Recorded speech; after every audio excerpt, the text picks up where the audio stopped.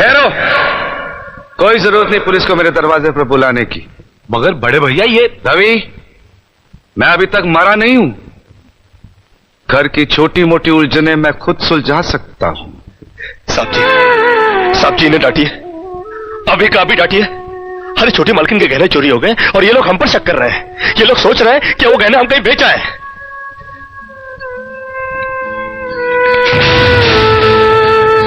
बाकी के रुपए कहां हैं कृष्णा? क्या क्या पूछा आपने साहब जी? मैं पूछ रहा हूं कि बाकी के रुपए कहां हैं?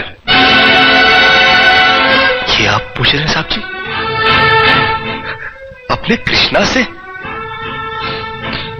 देखो कृष्णा, गलती हर इंसान से होती है। तुम मुझे सही सही बता दो कि गहने तुमने कहां बेचे, मैं तुम्हें कुछ नहीं कहूंगा। अब कहने के लिए बाकी क्या है साहब जी? एक छोटा सा सवाल पूछ के आपने बहुत कुछ कह दिया है साहब जी। कृष्णा, बात को आगे मत बढ़ाओ। बात आगे बढ़ चुकी है साहब जी, बात आगे बढ़ चुकी है। अब तो आप पुलिस को ही बुलाइए। वो जब हमें कुत्ते की तरह मार मार के हमसे पूछेगी ना, अब तो हम तभी बताएंगे कि हम गहने कहां बेच कर आए साहब जी। मत कहो मुझे साहब जी। इसी साहब जी की इज्जत आज तुमने मिट्टी में मिला दी। क्या कुछ नहीं किया था मैंने तुम्हारे लिए, उसका मुझे तुमने ये बतला दिया। अरे भैया ये क्या? अरे हट जाओ ज्योति। जिस दिन मेरी फैक्ट्री जलकर राख हो गई थी और मैं बर्बाद हो गया था, मुझे उतना दुख नहीं हुआ था कृष्णा जितना आज हुआ जब तुमने इस घर में चोरी की है।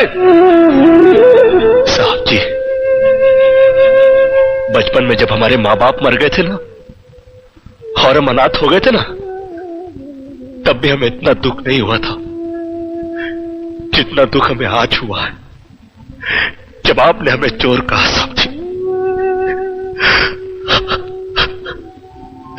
आपने हमें चोर कैसे कहा साहब जी? और ज्यादा सफाई देने की जरूरत नहीं है। दूर हो जा, मेरी नजरों से दूर हो जा। निकल जा इस घर से। अरे इस घर से ही क्या, इस गांव को ही छोड़कर चले जाएंगे। अरे मुंह जनात का क्या है, काट लेंगे अपनी जिंदगी कहीं भी। इतने साल इस घर में बेफिक्री से ये समझकर काट लिए कि साहब जी का हाथ है हमारे सर पर। हमको क्या है परवाह किसी बात की, मगर नहीं, अब हम जान गए कि इस दुनिया में अनाथ का कोई नहीं होता। हम जा रहे हैं साहब जी और इस घर में कभी नहीं आएंगे। अभी निकल जा। दोबारा इस घर की दहलीज में कदम भी रखा तो मेरा मरा हुआ मुंह देखेगा तू। अरे नहीं नहीं नहीं, मुझ नौकर के लिए अपने दिल को दुख देने की कोई जरूरत नहीं। मैं कदम भी नहीं रखूंगा यहाँ पर।